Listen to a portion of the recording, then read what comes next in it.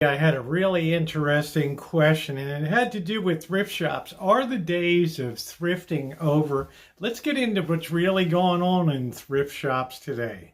So getting into thrift shops and what's going on in thrifting and things, there's been a remarkable change. If you look behind me on this shelf here, all of these, well, I would say like 60% of these units were thrift shop finds. I'm even talking about the Fishers with the walnut cases, picking these up for $50 and $100. I have a whole row of them here, right, in thrift shops because nobody was really on social media and checking out all this stuff. And these are worth, some $1,500, $1,800 a pop today. So, but those days sadly are gone. And here's the reason why. As social media came into more and more prominence, it didn't take long. Well, it did take long for the word to filter back up the chain that some pretty good stuff comes through here that maybe people aren't exactly sure what they have when they drop it off.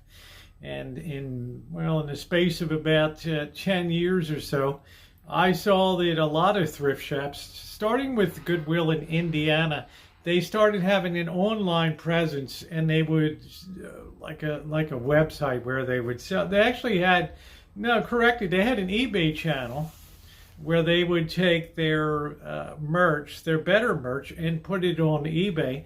And they found out that putting that out to a wider audience was tremendous in terms of sales and increasing the pricing. Well, once that happened, took a few more years for word to filter back down to the floor staff that, hey, some pretty good stuff comes in into the thrift shop here. And perhaps we better get educated on what the heck's coming through the door. And by and large, that's what you see today. I remember one time joking with somebody, I said, what's this? Can I look through this pile and, back in the corner of the store? They're like, oh no, man, that's employee stuff. I'm like, what do you mean? That's stuff that the employees have already asked to buy here. That I thought, okay, all right, I get it. I know what's going on. Okay, I see what's going on. Right, the good stuff isn't even making it out on the shelf, and that's where we stand today, with a lot of thrift shops, particularly in the United States. You go in now, and I made a special point to go into my Goodwill in the hood here, and it was, it's like, I think over half of this stuff is stuff that I saw 3 years ago on this shelf. Nothing has changed. Same old junky vintage audio stuff. Same old, 6 million cords and connectors in there, and coffee pots from 1972 and plates. And I'm just like, wow, right? Furniture that's made of press board, composition board. It's like, man, it's so different than it was like 15 years ago. Well, that's before the internet got a hold of stuff. And then you had this phenomenon of people driving from store to store. One that I particularly know of, this guy named Resale Rabbit that has a channel on YouTube, and he runs a warehouse and stuff. But he would go, sometimes drive hundreds of miles to go thrifting in other areas of Wisconsin and stuff. And I'm just like, wow, dude.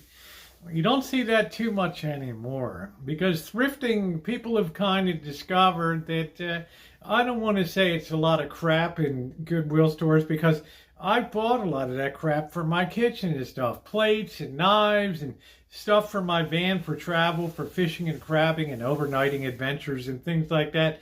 I bought some of that stuff. So we're almost back to what it was designed for, which is helping people just pick up basic household items and clothing, shoes. I don't know about the shoes too much, guys. But anyway, it's kind of back to that. Now I've noticed that prices have already crested, and in the thrift stores, they're starting to come down to reasonable levels. You used to be able to get a plate for like 25 cents or a pot for $1 or something, and they push them up to $5 and $10. Well, the good news is they're coming back down again, but I don't know if it's cost effective to sell that stuff online. I know some thrifters, friends of mine, that would say, no, you'd be surprised the crap that people buy. They'll pay up for crap online. Yeah, I guess so. But you know where the action went? It went to yard sales and garage sales. And we've had an interesting phenomenon now where people realize that even in this hood, they're getting stuff that other people put out on the curb to just junk, and they're gathering all that stuff in, and they're putting a blanket on their lawn, and they're having a yard sale with that stuff. So you see the people come early, and I've watched people. We had a huge one down here, complete with umbrellas set up, with tables, with tchotchkes and junk on it, and all you saw was people on their phones looking up how much this can sell for. How much that can sell for.